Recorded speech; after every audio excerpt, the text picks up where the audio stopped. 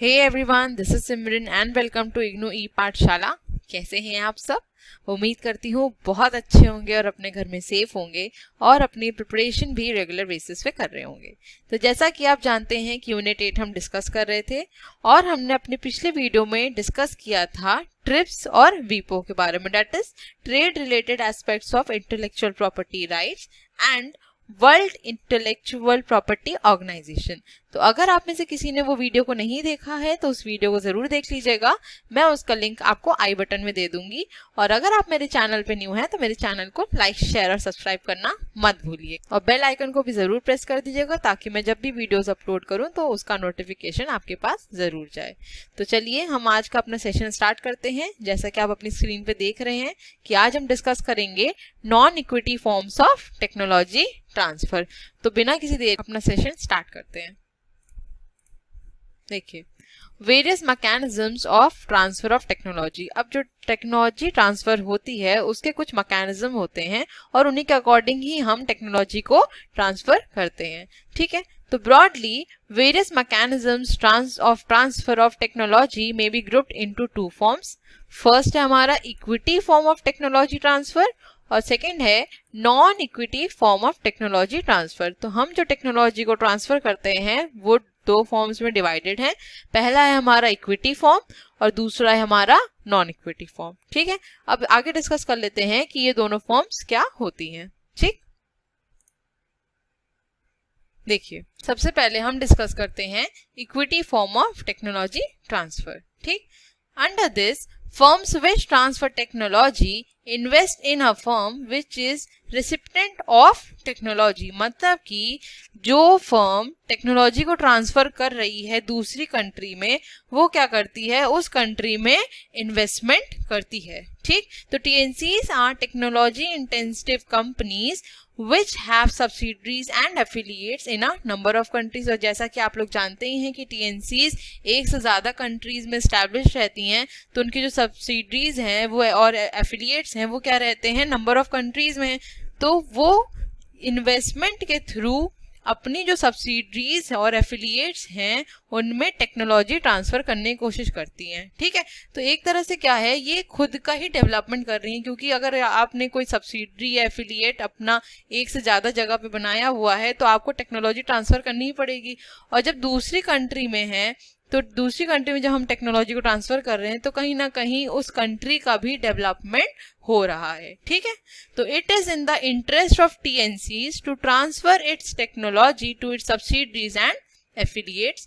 TNCs generally transfer their most recent technology to their affiliates। अब जब TNCs काम कर रही हैं और उनका वर्ल्ड वाइड प्रोडक्शन सेम है तो वो जो होम कंट्री में जो टेक्नोलॉजी को यूज कर रही हैं वही सेम टेक्नोलॉजी वो अपनी सब्सिडीज और एफिलिएट्स में भेजेंगी जो कि क्या रहेगी, रीसेंट रहेगी। ठीक, तो hence it is argued that foreign direct investment may be the only way for only developing countries to gain access to latest technology। और इसी की वजह से जो डेवलपिंग कंट्रीज होती हैं, अंडर डेवलप्ड कंट्रीज होती हैं, वो लेटेस्ट टेक्नोलॉजी को यूज कर पाती हैं क्योंकि जो TNCs हैं उन्होंने कहीं ना कहीं अपने एस्टैब्लिशमेंट्स कर रखे हैं, सब्सिडरीज और एफिलिएट्स बना रखे हैं दूसरी और कंट्रीज में। जब वो होम कंट्री से टेक्नोलॉजी को ट्रांसफर करती हैं तो वो उस कंट्री का भी डेवलपमेंट करती हैं। ठीक है, तो ये हो गई हमारी equity form of technology transfer. अब समझते हैं next. Now next is non equity form of technology transfer. Under non equity form of technology transfer firms which transfer technology do not invest in a firm which is recipient of technology। अभी हमने जब पिछली slide में discuss किया तो हमने वहां क्या बात की कि जो ट्रांसफर करती हैं जो फर्म्स दूसरी फर्म कंट्री में अपनी टेक्नोलॉजी को वो क्या करती हैं, इन्वेस्टमेंट करती हैं। ठीक है, लेकिन non equity form of technology transfer में इन्वेस्टमेंट नहीं करती हैं बल्कि दूसरे बेस ढूंढती हैं, दूसरे मैकेनिज्म के थ्रू वो टेक्नोलॉजी को ट्रांसफर करने की कोशिश करती हैं। ठीक है, following are some important non equity form of transfer of technology. तो इन सब के थ्रू, इन मैकेनिज्म के थ्रू ट्रांसफर करती हैं टेक्नोलॉजीज को। देख लेते हैं, आउटराइट सेल और purchase of technology, sub contracting, management contracting, franchising, exporting and strategic alliance. ठीक है, तो इन सब के बारे में हम डिस्कस करेंगे कि जानेंगे ये सब क्या होते हैं और कैसे इनके थ्रू टेक्नोलॉजी को ट्रांसफर किया जाता है। ठीक है, देखिए, तो सबसे पहले हम डिस्कस करते हैं आउटराइट सेल और परचेज ऑफ टेक्नोलॉजी के बारे में। Under this mechanism, transferor of technology transfers the proprietary rights of technology to the transferee. In other words, it is the traditional way of buying and selling a property, making an outright sale or purchase. तो outright sale और purchase क्या होता है? Normal trading होती है जिसमें goods को या property या technology को buy और sell किया जाता है। ठीक है, This means that a buyer either have cash or have approved bank or private finance to purchase the property immediately. इसका मतलब ये हुआ कि जो बायर है उसके पास कैश रेडी है या उसका ऑलरेडी लोन सैंक्शन हो चुका है या बैंक से अप्रूव है जिसके थ्रू वो प्रॉपर्टी को इजिली खरीद सकता है। ठीक, तो आउटराइट सेल और परचेज ऑफ टेक्नोलॉजी का यही मतलब है कि टेक्नोलॉजी को इजिली बाय या सेल करना। ठीक है, the advantages of this mechanism are, first, the purchaser gets technology at one go and can use it without interference of the seller. जब हमने टेक्नोलॉजी को परचेज कर लिया तो सेलर का उसमें कोई हक भी नहीं रह जाता, कोई राइट नहीं रह जाता, तो वो इंटरफेयर नहीं कर सकता और हमको टेक्नोलॉजी भी एक बार में मिल जाती है। ठीक, नेक्स्ट पॉइंट है it is economical for the purchaser, और परचेजर के लिए भी काफी इकोनॉमिकल होता है। ठीक, but there are certain disadvantages as well. देख लेते हैं क्या डिसएडवांटेज है। सबसे पहला पॉइंट है a purchaser does not receive the support of the seller. अब जब सेलर ने टेक्नोलॉजी को ट्रांसफर कर दिया है, बेच दिया, ठीक है, बायर ने खरीद दिया, तो जो सेलर है उसका कोई राइट नहीं रह जाता है उस टेक्नोलॉजी पे। ठीक, तो जो बायर है वो कोई भी सपोर्ट की उम्मीद नहीं कर सकता है सेलर से। ठीक है, तो ये एक बहुत बड़ा डिसएडवांटेज है। नेक्स्ट पॉइंट है a purchaser will be deprived of advances that would have been subsequently made. अब अगर हमने टेक्नोलॉजी को खरीद लिया, 2 दिन बाद कोई नई टेक्नोलॉजी आ गई, लेकिन हमने उस टेक्नोलॉजी को खरीदने में काफी अच्छा अमाउंट लगाया होगा, है ना, तो इतना जल्दी पॉसिबल तो है नहीं कि उस टेक्नोलॉजी को हम बेच के दोबारा कोई नई टेक्नोलॉजी ले लें। ठीक है, तो ये क्या हो जाएगा, एक बहुत बड़ा ड्रॉबैक हो जाएगा परचेजर के लिए। ठीक है, तो आई होप आपको ये समझ में आ गया आउटराइट सेल और परचेज ऑफ टेक्नोलॉजी। अब चलते हैं अपनी नेक्स्ट स्लाइड पे। नाउ नेक्स्ट है हमारा सब कॉन्ट्रैक्टिंग। अब इसको पढ़ने से पहले एक बार हम एग्जाम्पल्स के थ्रू समझ लेते हैं तो आपको क्लियर हो जाएगा। ठीक, When a government body or a company wants to build or make repairs to infrastructure, it would usually award the contract for the job to a contractor. अब अगर कोई गवर्नमेंट यूनिट को, गवर्नमेंट फर्म को कोई building बनवानी है या repair करवानी है, ठीक है, उसका इंफ्रास्ट्रक्चर ठीक करवाना है, तो गवर्नमेंट किसको देती है काम करने के लिए? कॉन्ट्रैक्टर को देती है ऑन कॉन्ट्रैक्ट बेसिस, और जो कॉन्ट्रैक्टर है वो नेगोशिएट करके अकॉर्डिंग टू फीस काम करता है। ठीक है, अब अगर उस बिल्डिंग में कुछ इंटीरियर डिजाइनिंग, इंटीरियर डेकोरेशन की जरूरत है और कॉन्ट्रैक्टर को ही काम दिया गया है करने के लिए, अब कॉन्ट्रैक्टर इतना स्पेशलाइज नहीं है कि वो इंटीरियर डिजाइनिंग करवा सके, तो वो क्या करेगा, एक ऐसे कॉन्ट्रैक्टर को अप्रोच करेगा जिसका उस फील्ड में पर्टिकुलर स्पेशलाइजेशन हो, जो ये काम करता आ रहा हो। ठीक है, अब क्या करेगा कि उसको कॉन्ट्रैक्ट देगा कि ठीक है तुम ये काम इसमें करके दो।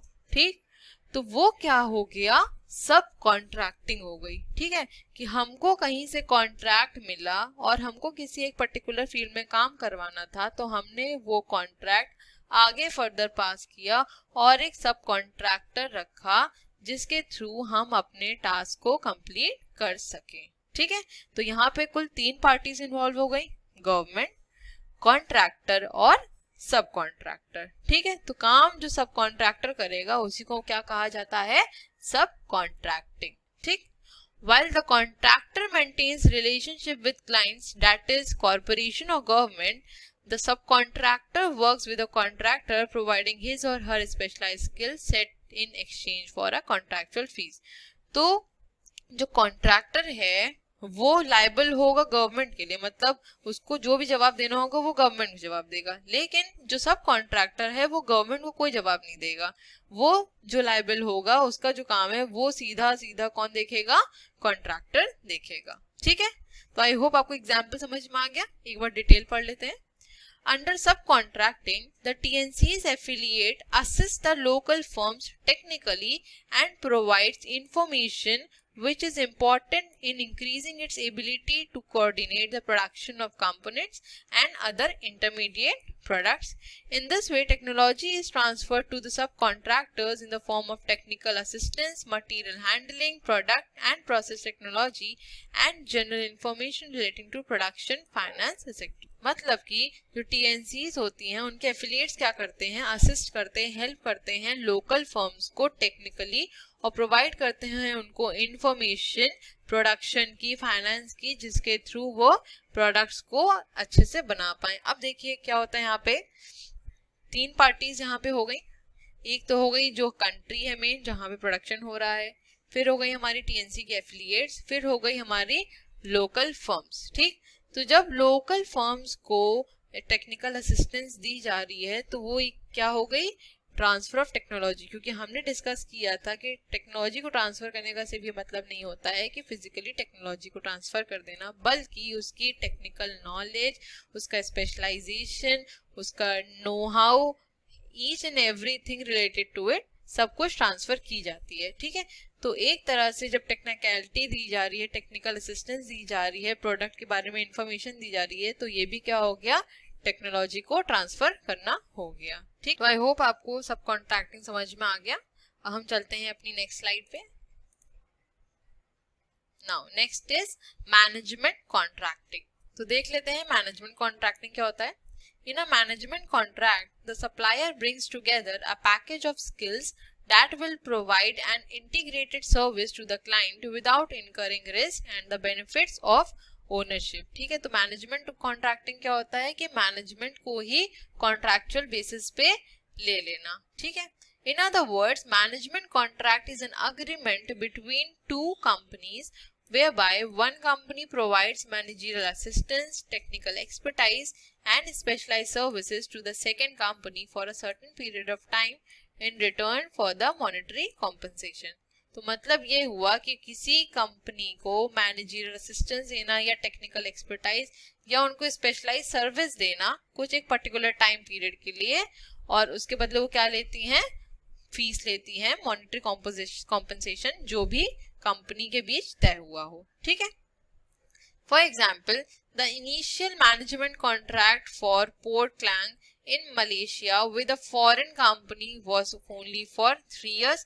The main purpose was to set up the system so that eventually a local company could take over for a long period. तो ये बहुत ही कम टाइम के लिए होता है या उतने टाइम के लिए होता है, कॉन्ट्रैक्चुअल बेसिस पे होता है। तो जब उनका कॉन्ट्रैक्ट खत्म हो जाता है, जब प्रोजेक्ट कंप्लीट हो जाता है, तब कॉन्ट्रैक्ट भी खत्म हो जाता है। ठीक है, देखिए एक ग्राफ के थ्रू समझते हैं, एक पिक्चर के थ्रू समझते हैं। देखिए इसमें क्या दे रहा है, ये है हमारी गवर्नमेंट। ठीक, अब गवर्नमेंट के पास सोर्स ऑफ फाइनेंस क्या होते हैं, टैक्सेस, बॉन्ड्स या लोन्स होते हैं। ठीक, यहाँ से गवर्नमेंट ने फाइनेंस मिल गया। ठीक है, अब गवर्नमेंट ने क्या किया, गवर्नमेंट को एक प्रोजेक्ट सेटअप करना है, तो गवर्नमेंट ने एक ऑपरेटर रखा, मतलब जो प्रोजेक्ट को चलाएगा। ठीक, और गवर्नमेंट इस प्रोजेक्ट के बदले उसको क्या देगी, फीस पे करेगी। ठीक है, अब ये ऑपरेटर क्या करेगा, supply goods and services, operate and manage और मेंटेन असेट्स, इन सबको मेंटेन करेगा और प्रोजेक्ट को बनाएगा।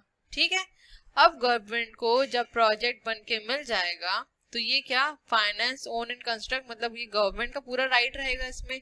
जब ये प्रोजेक्ट पूरा बन के तैयार हो गया, गवर्नमेंट को इस ऑपरेटर ने दे दिया, हैंड ओवर कर दिया, तो अब गवर्नमेंट इससे क्या कमाएगी, रेवेन्यू कमाएगी। ठीक है, तो इसका मतलब ये हुआ कि अपने इंटरनल एम्प्लॉयज से काम ना करवा के किसी बाहर के पर्सन को हायर करके कॉन्ट्रैक्चुअल बेसिस पे उससे काम करवाना। ठीक है, तो मैनेजमेंट कॉन्ट्रैक्टिंग बेसिकली क्या होता है, पैकेज ऑफ स्किल्स होता है, जो एक्सपर्टाइज होती हैं, जो काफ़ी स्पेशलाइज्ड पर्सन्स होते हैं, उनका एक ग्रुप होता है, वो काम करते हैं। ठीक, और सबसे बड़ी बात ये होती है कि इसमें कोई रिस्क नहीं होता और ओनरशिप भी ट्रांसफर नहीं होती, क्योंकि ये कॉन्ट्रैक्चुअल बेसिस पे काम है। हमने प्रोजेक्ट दिया, उसमें मैनेजर असिस्टेंट ज़रूरत थी, वो काम हो गया, प्रोजेक्ट बन गया, कॉन्ट्रैक्ट खत्म हो गया, और उसके बाद दोनों ही कंपनी का एक दूसरे से कोई लिंक नहीं रह जाता है। ठीक है, तो यहाँ पे जो रिस्क है वो भी कम रहता है और ओनरशिप भी ट्रांसफर नहीं करनी पड़ती है। ठीक है, अब चलते हैं अपनी नेक्स्ट स्लाइड पे। नाउ नेक्स्ट है हमारा फ्रेंचाइजिंग। अब देखते हैं फ्रेंचाइजिंग क्या होता है। Under franchising an independent organisation called the franchisee operates a business under the name of another company called the franchisor. Thus, franchising is a form of licensing in which a parent company grants another company the right to use its intellectual property.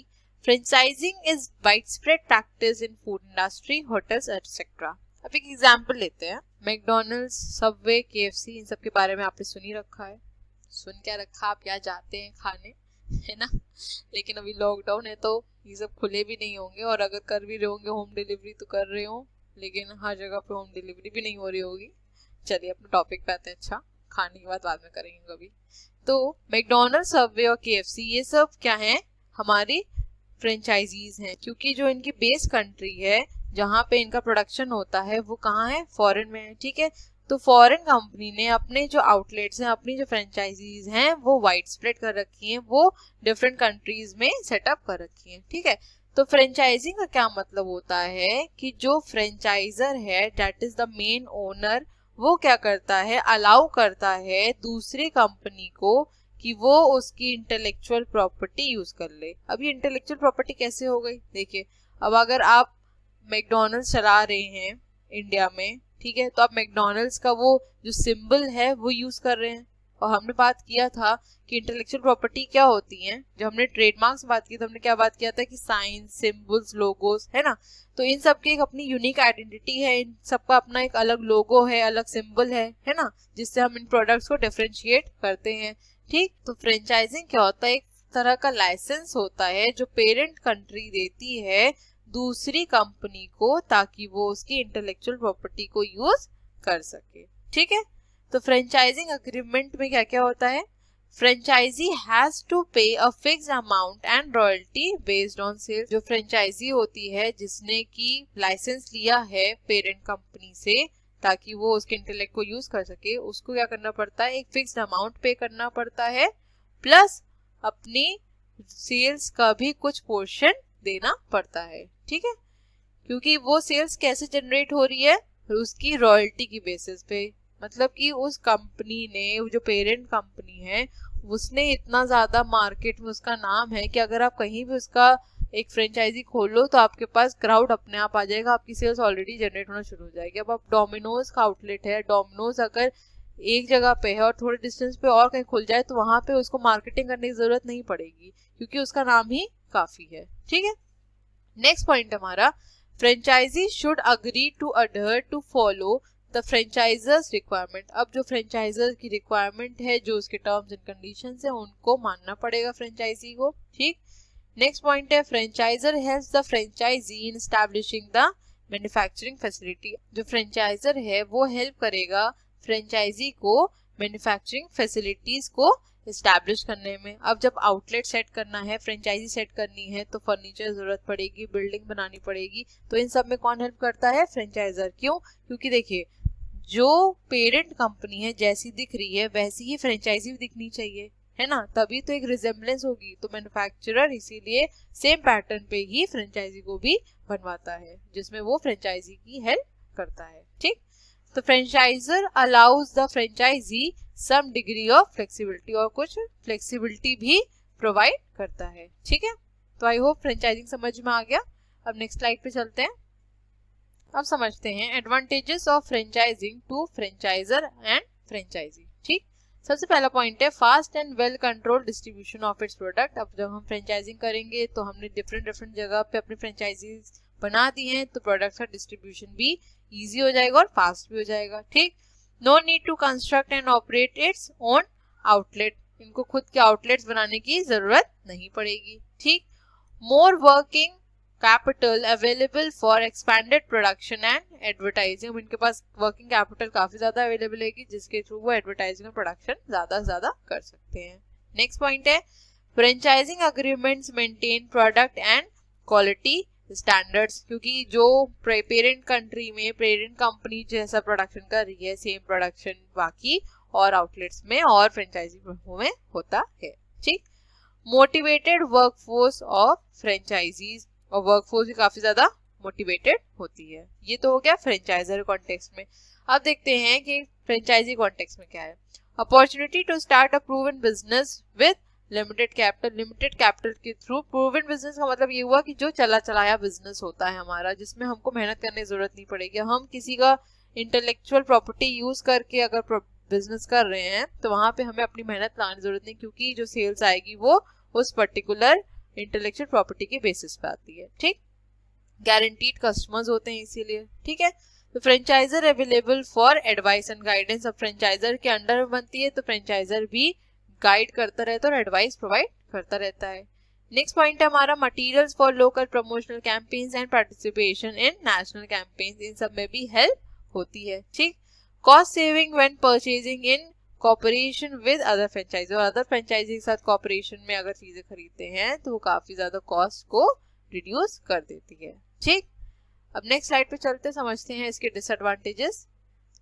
अब disadvantages क्या है franchisor context में देख। सबसे पहला point है failure of the franchisee to operate franchise properly. अब अगर फ्रेंचाइजी प्रॉपर्ली फ्रेंचाइज को ऑपरेट नहीं कर पाई तो क्या होगा, फ्रेंचाइजर का बहुत ज्यादा नुकसान होगा। क्यों? क्योंकि फ्रेंचाइजी इंटेलेक्चुअल प्रॉपर्टी, उसका नाम, उसका लोगो, सब कुछ यूज कर रही थी और अगर वो फेल हो गई तो कहीं ना कहीं उसकी गुडविल, फ्रेंचाइजर की जो गुडविल है वो स्टेक पे आ जाएगी। ठीक, नेक्स्ट पॉइंट है disputes with and lawsuits by franchisee over the terms of franchise. अब हो सकता है कि काफी ज्यादा डिस्प्यूट्स होने लग जाएं दोनों फ्रेंचाइजर और फ्रेंचाइजी के बीच में, जो कि बहुत बड़ा डिसएडवांटेज होगा फ्रेंचाइजर के लिए। ठीक, नेक्स्ट है फ्रेंचाइजी कॉन्टेक्स्ट में the franchisor retains a large amount of control over the franchises activity. अब जो फ्रेंचाइजर है उसी ने ही अपनी इंटेलेक्चुअल प्रॉपर्टी यूज करने को दी है, उसने राइट दिया है, लाइसेंस प्रोवाइड किया है, तो मेजर जो कंट्रोल है वो किसके पास रहता है, फ्रेंचाइजर के पास रहता है। इसलिए franchise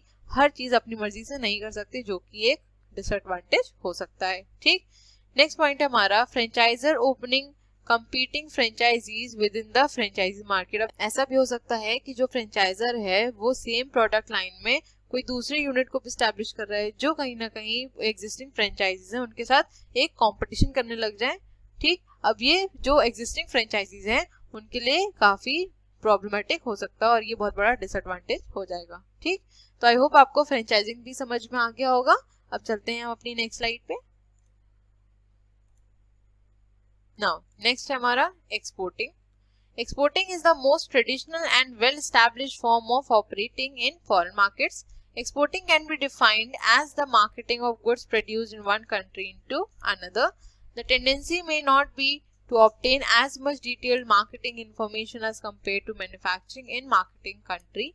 Exporting is low risk, low cost and flexible in nature. तो exporting हम सब जानते ही हैं, जब कोई एक कंट्री जो गुड्स प्रोड्यूस कर रही है लार्ज क्वांटिटी में चीप लेबर के थ्रू, तो वो दूसरी कंट्री में उस प्रोडक्ट को एक्सपोर्ट करती है, ट्रांसफर करती है। यही क्या होता है, एक्सपोर्टिंग होता है। तो ये काफी ज्यादा चीप होता है, लो कॉस्ट भी लगती है और ये ट्रेडिशनल वे, मैं कहूँ ये इजी तरीका है फॉरेन मार्केट में एंटर करने का। ठीक है, तो एडवांटेजेस क्या है एक्सपोर्टिंग के?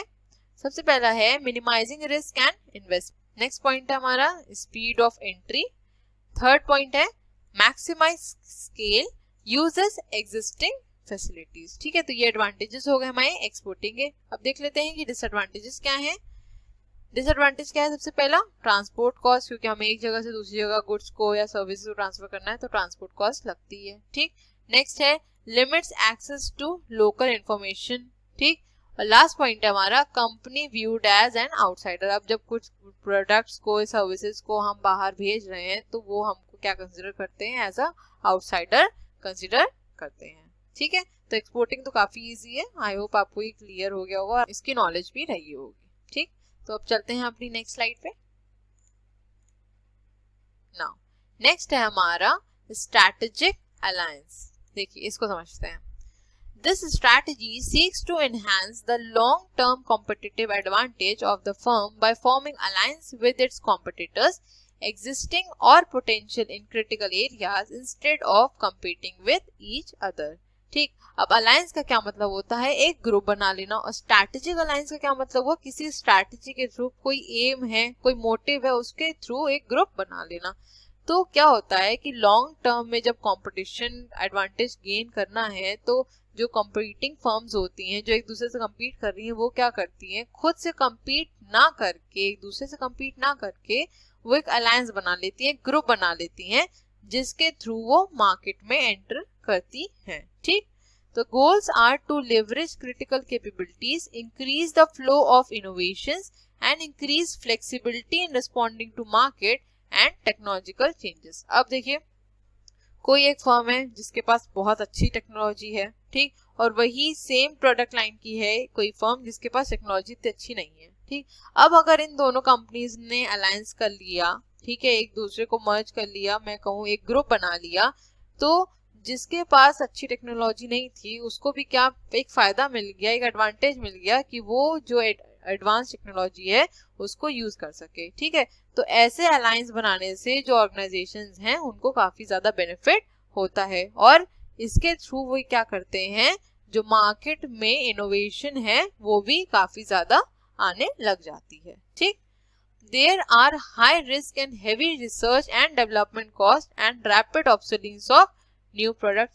अब जब डिफरेंट ऑर्गेनाइजेशंस मिलकर एक अलायंस बना लेंगे, ग्रुप बना लेंगे, तो वहां पे रिस्क फैक्टर भी बहुत ज्यादा हो जाएगा, राइट, और रिसर्च और डेवलपमेंट की जो कॉस्ट है वो भी कहीं ना कहीं बहुत इंक्रीज कर जाएगी। ठीक है, तो these factors have forced many TNCs to form technology-based strategic alliance so that TNCs can share development costs, acquire new technologies and make better use of scarce qualified personas। तो इसीलिए बोला गया कि TNCs को कि वो टेक्नोलॉजी बेस्ड स्ट्रैटेजिक अलायंस बनाएं जिसके थ्रू टेक्नोलॉजी को शेयर किया जा सके, डेवलपमेंट कॉस्ट उसकी रिड्यूस करी जा सके, न्यू टेक्नोलॉजीज को हम इजीली एक्वायर कर सके और जो पर्सोनस, जो क्वालिफाइड पर्सोनस है जिनका यूज नहीं हो पा रहा है उनका भी हम बेटर यूटिलाइजेशन कर सकें। ठीक है, तो आई होप आपको स्ट्रैटेजिक अलायंस समझ में आ गया।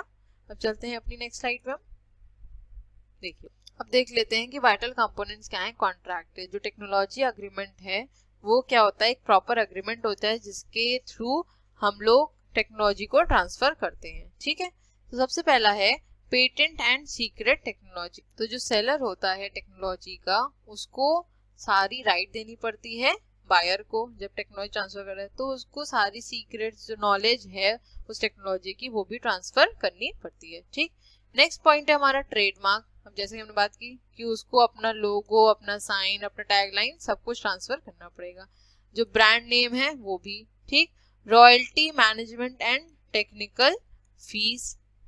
रॉयल्टी मैनेजमेंट और टेक्निकल फीस कौन पे करेगा, जो कि टेक्नोलॉजी को खरीद रहा है। क्यों रॉयल्टी पे क्यों करेगा, क्योंकि देखिए आपने एक पेटेंटेड प्रोडक्ट लिया, एक पेटेंटेड टेक्नोलॉजी ली है तो उसके लिए आपको रॉयल्टी पे करनी पड़ेगी। ठीक है, ड्यूरेशन, अब ये जो टेक्नोलॉजी ट्रांसफर है ये कितने ड्यूरेशन का होता है, ठीक है, ये देखना पड़ेगा। नेक्स्ट हमारा एस्टैब्लिशमेंट ऑफ R&D, मतलब कि जो सेलर है उसको R&D एस्टैब्लिश करके बायर को देना पड़ेगा। ठीक, नेक्स्ट है परफॉर्मेंस गारंटी। परफॉर्मेंस गारंटी का मतलब हुआ कि जो मशीनरी जो हमने टेक्नोलॉजी को ट्रांसफर किया है वो प्रॉपरली परफॉर्म करे, मतलब कि जो सेलर टेक्नोलॉजी भेजा है दूसरी कंट्री में वो टेक्नोलॉजी उन पर्सपेक्टिव, उन स्टैंडर्ड्स के अकॉर्डिंग काम करनी चाहिए। ठीक है, नेक्स्ट पॉइंट है हमारा डिजाइन कॉन्फ्रेंस। डिजाइन कॉन्फ्रेंस का मतलब हुआ कि दोनों बायर और सेलर एक प्रपोज्ड अग्रीमेंट बनाते हैं जिसके थ्रू वो डिसाइड करते हैं कि कैसी टेक्नोलॉजी है और किस तरह कौन से कंपोनेंट्स यूज किए जा रहे हैं या कौन से कंपोनेंट्स यूज होने हैं। ठीक,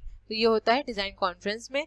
नेक्स्ट है हमारा रेस्ट्रिक्टिव प्रैक्टिस। अब जो रेस्ट्रिक्शंस लगाए गए हैं सेलर द्वारा उसको भी बायर को ध्यान रखना चाहिए। ठीक है, नेक्स्ट हमारा लेटेस्ट टेक्नोलॉजी। जो सेलर है उसको कोशिश करनी चाहिए कि वो लेटेस्ट से लेटेस्ट टेक्नोलॉजी को ट्रांसफर करे। ठीक है, नेक्स्ट पॉइंट है हमारा टेक्निकल असिस्टेंस एंड ट्रेनिंग। अब कोई भी अगर हम टेक्नोलॉजी भेज रहे हैं तो वो बिना असिस्टेंस के क्या है, अधूरी है। ठीक है, तो असिस्टेंस भी प्रोवाइड करनी चाहिए। ठीक, हम जब टेक्नोलॉजी को ट्रांसफर कर रहे हैं तो हमें लेबर फोर्स की जरूरत पड़ेगी और लेबर फोर्स को हमें ट्रेनिंग भी देनी पड़ेगी। ठीक है, तो ट्रेन लेबर फोर्स भी होनी चाहिए।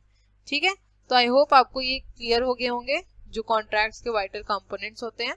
तो यहाँ हमारी यूनिट 8 खत्म हो जाती है। अब मिलेंगे हम अपने नेक्स्ट वीडियो में जहाँ हम डिस्कस करेंगे एक नई unit till then stay safe, stay healthy. Channel को लाइक, शेयर और सब्सक्राइब करना मत भूलिएगा और बेल आइकन भी ज़रूर प्रेस कर दीजिएगा ताकि जब भी मैं वीडियोस अपलोड करूँ आपके पास नोटिफिकेशन ज़रूर जाए। Thank you so much for watching. Bye bye, take care.